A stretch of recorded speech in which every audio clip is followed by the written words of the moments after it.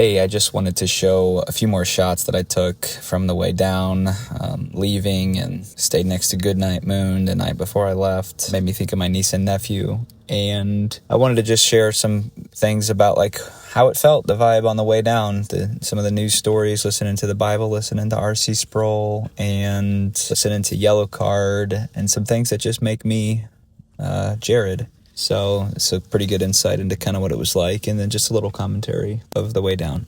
Listen to this.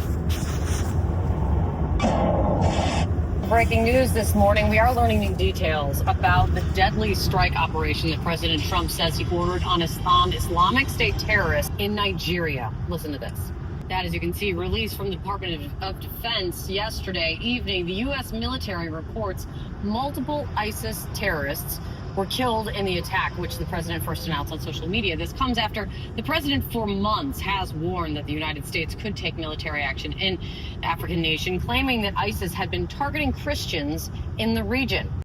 Yeah, I thought that I'd play a little news. I usually start with news at the beginning of the day, and that's what I saw. I hadn't watched any news on Christmas, and then the next day I'm hearing all this. So, yeah, I wanted to put that shot in here again of the arch there. You could not see the arch because of all the fog. And then here I'm just listening to some R.C. Sproul.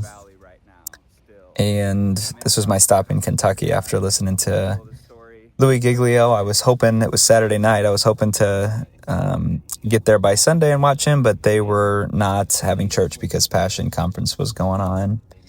This is the city view of Tennessee. I made it from Kentucky there to Tennessee, and wanted to show all these chargers here. There was like 25 chargers at this charging station just inside Tennessee.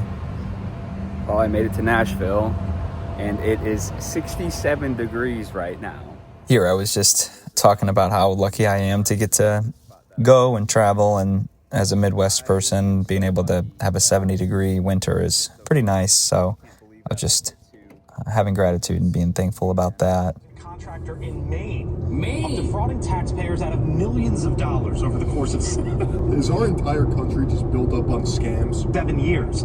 It's a story you'll see. And this was me when I was listening to the story of what's going on in Minnesota and what Nick Shirley found. And I've been following him for a little bit now and really appreciate what he does. And this was just a crazy story. I was checking it out. And now this is my time listening to Yellow Card, and the best Panera breakfast avocado toast that I've ever had was here in Georgia. And had breakfast and just headed off. This is the next morning there in Georgia, and making my final stretch down to Florida. Okay, it's so hot here I had to shed a layer, and I have enough charge. This is kind of an interesting little spot. It's like, I mean, there's a grocery store here, and then some fast food, but I've had a lot of reflecting that I've been able to do, and just listening to messages on the way down, and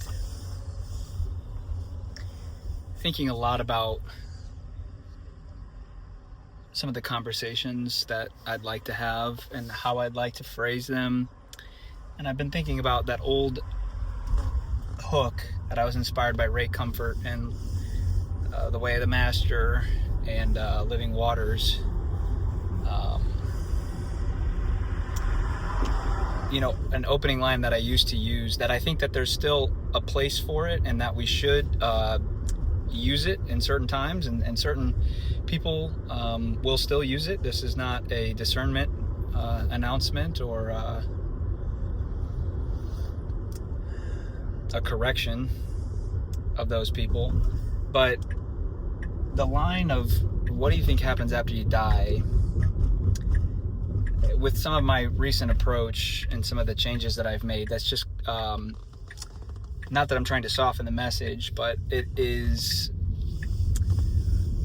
just a very heavy question with me being where I'm at and some of the like relational and invitational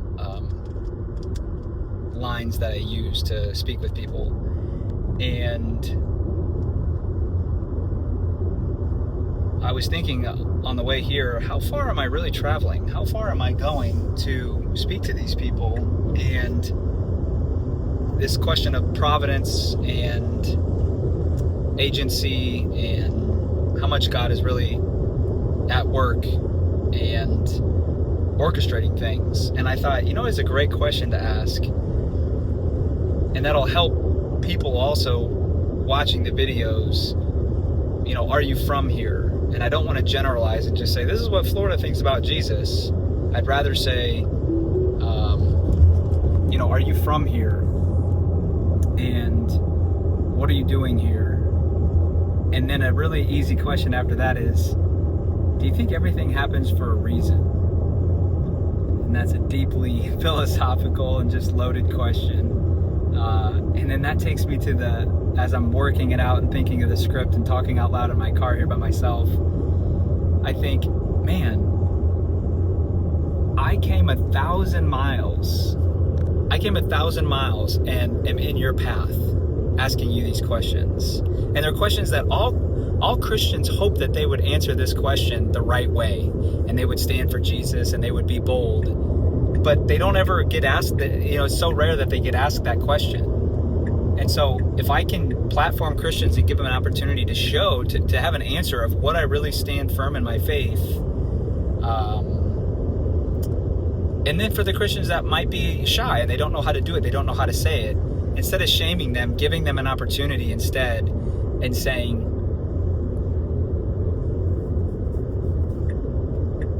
displaying that it's okay to stand for Jesus, and it's still okay in America to stand for Jesus, even to a perfect, complete stranger like myself. And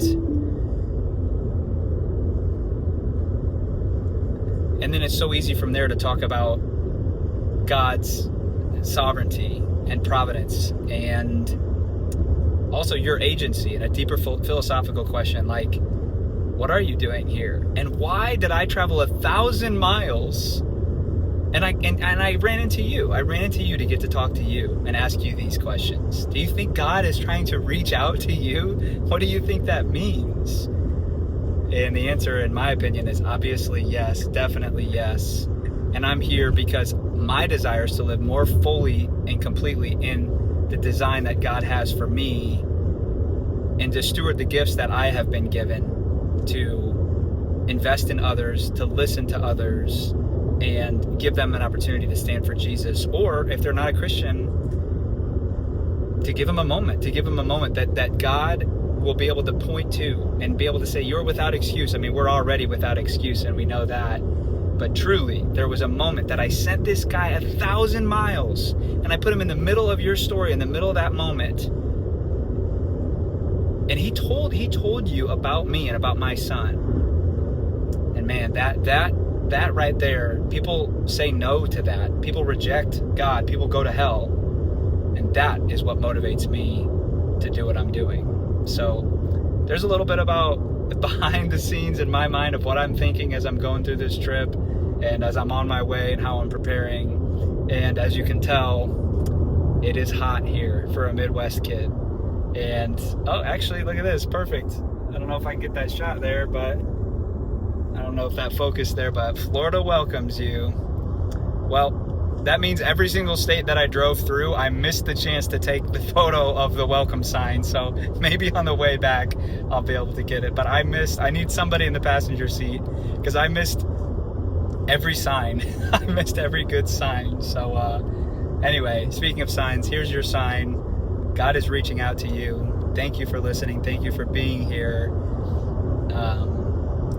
And if this has you questioning, that's my desire, is to have you question, what am I doing today in this moment to live more fully and more deeply in the calling that I have with the gifts that I have been given to steward? Because I want to be in the story. I want to be in the story that God is writing and impacting. And I believe, this is what I tell people when I meet them, I believe that there will be a moment that we get to celebrate the faithfulness, not just of me and my obedience, but you, when you answer and you say, and you stand for Christ and you stand for Christianity and for Jesus. I believe that in heaven we'll be able to, God will just say, you know what? Time is not a factor here. I'll give you 100 years, you guys, to just be together and just enjoy that moment. Like, and that probably sounds boring to you, and humanly speaking, that sounds boring, but I can only imagine 100 years with you watching this in heaven, rejoicing for watching this video and being with me in the story and on the journey and accepting Jesus and making him Lord of your life. Thank you so much for watching, and so we will see where this goes. Stay tuned. I'm really looking forward to it, and I'm so glad that you're here.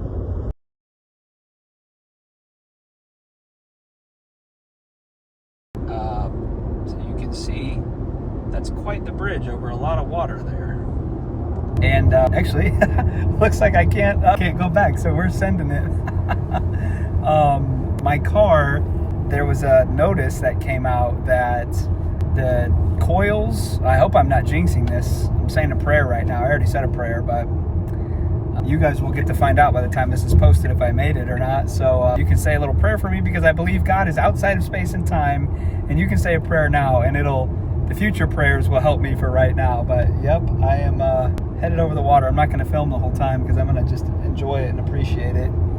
But there was a notice that I got for my car that on the coils or something, termination on some coils or something, this new Model Y can been known that these will just lose propulsion, the ability to propel forward. I have the note, I should pull it up, but I haven't got that fixed. I have it scheduled to get fixed while I'm down here, but I didn't think about going over a couple mile long bridge over this gulf here that's coming from the ocean. But luckily this is a gigantic bridge with plenty of shoulder, so we're just gonna hope I make it and not get stuck here and lose the ability to propel my car. That was the language they use. Improper termination of the coil that will result in definite inability to propel the car forward. Loss of propulsion. So we're gonna hope that out here on this water, which you cannot see, but we're gonna hope that that doesn't happen here. How did we even build this thing? I mean, this thing is gigantic. How long did it take to build this thing? It's crazy.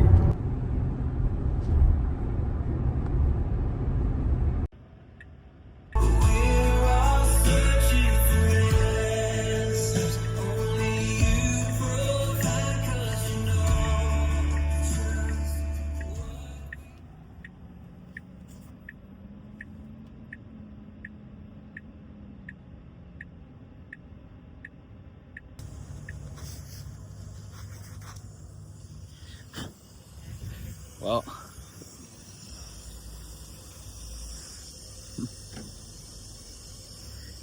I made it, and driving into the downtown area of Clearwater, I just got like a glimpse of the Scientology building, and like it just felt really eerie, probably because I was also reading and listening at the time to just people talking about the Scientology presence downtown, and I've seen a lot of stuff online about people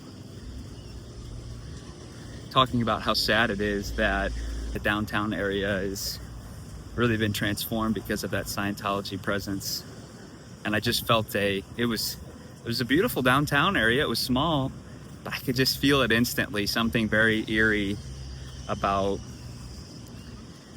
just seeing it. It was huge, it was massive, and I could only get a quick shot of it. I'll go back and get more, but it just makes me think of all the people who give to that.